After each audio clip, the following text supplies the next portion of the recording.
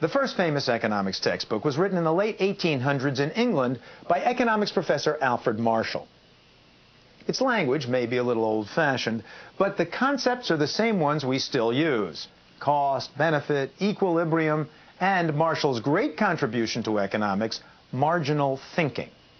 In his book, he wrapped all these ideas, and especially marginalism, into one simple story about picking berries, and that you stop when, in economic terms, the marginal cost of picking equals the marginal benefit of eating what you pick.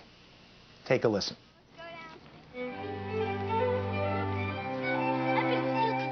When a boy picks berries for his own eating, the action of picking is probably itself pleasurable for a while. And for some time longer, the pleasure of eating is more than enough to repay the trouble of picking.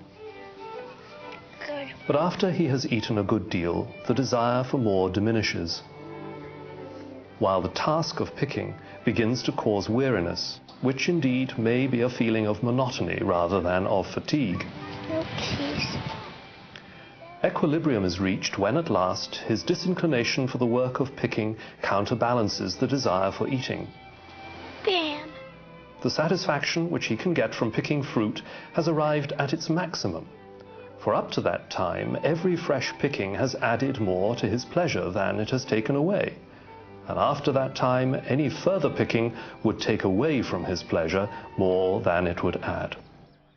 Now, Marshall's book was also famous for introducing the graphs of economics like supply and demand. And indeed, we can explain what's happening inside the berry picker's head with just such a picture. Equilibrium is often written in economics as MC equals MB. Marginal cost equals marginal benefit. So think of the price axis in this case as pleasure, or what's often called utility. The quantity axis is simply how many berries. The marginal cost curve charts the effort you make to pick or supply the berries. The marginal benefit curve shows the pleasure or utility you derive as a consumer from eating them. What Marshall taught 100+ years ago was marginal analysis. The first berry picked cost the boy almost nothing, but that very same berry consumed gave him a lot of pleasure. For the second berry, the marginal effort cost him a bit more. The marginal pleasure was a bit less. As with the textbook supply curve, the marginal cost is going up with the quantity Marshall's boy picks, or supplies, in increments. Each move up is on the margin.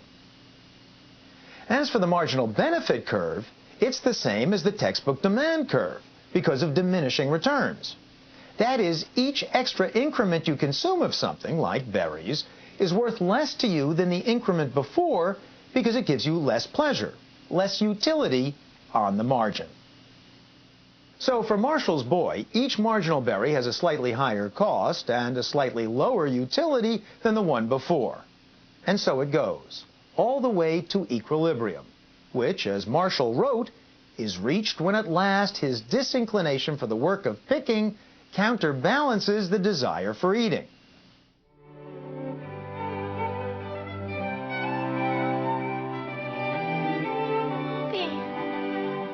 So equilibrium is where MC, marginal cost, exactly equals MB, marginal benefit, or marginal utility.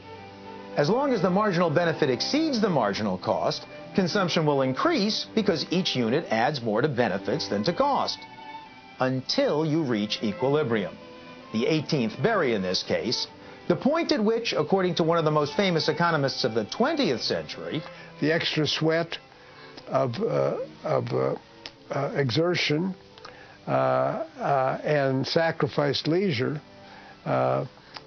against that 19th berry, and then you say, enough already. Consider finally the act of buying something like an ice cream cone. There's already a standard price established by the market, so the marginal cost to any individual consumer is constant. Ice cream cones cost the same no matter how many you buy. But as with Marshall's berries, the marginal benefit or utility you derive from ice cream diminishes the more ice cream you eat. Think about what happens on that first nice spring day after a nasty New England winter. You're walking down the street, you finally are able to unbutton your coat, you pass an ice cream store, you say, wow, an ice cream cone. Wouldn't I like to walk down the street eating an ice cream cone? And you go into the store and you say, gee, I'd be willing to spend $3 on this ice cream cone, and it's only $2. And so you say, great. And you buy it, and you think it's wonderful. You keep on walking. You say, that was so good, I'd like another. Only this time when you go into the store, maybe you're only willing to pay $2.50 for that next ice cream cone. Nevertheless, the price is $2. You buy it, and you enjoy it. Not as much as the first, because the first was really something after that long, cold winter. And now you walk another few blocks, and you get to thinking about the third ice cream cone, and now, I don't know, maybe it's only worth $1.50, and you got to pay $2 for it, and you say, I'll skip it. We end with a comment made by economist Kent Ford, responding to an earlier version of this script. Some goods, like beer, or services, like a new song, he pointed out, may have increasing marginal utility, at least for a while. We've all had the experience of disliking a song the first time we heard it, and then gradually learning to appreciate it. But after a while, diminishing marginal benefits, that is, diminishing marginal utility, kicks in for almost all goods and services. One for me. Or, in Alfred Marshall's terms, their marginal utility diminishes with each added unit of consumption.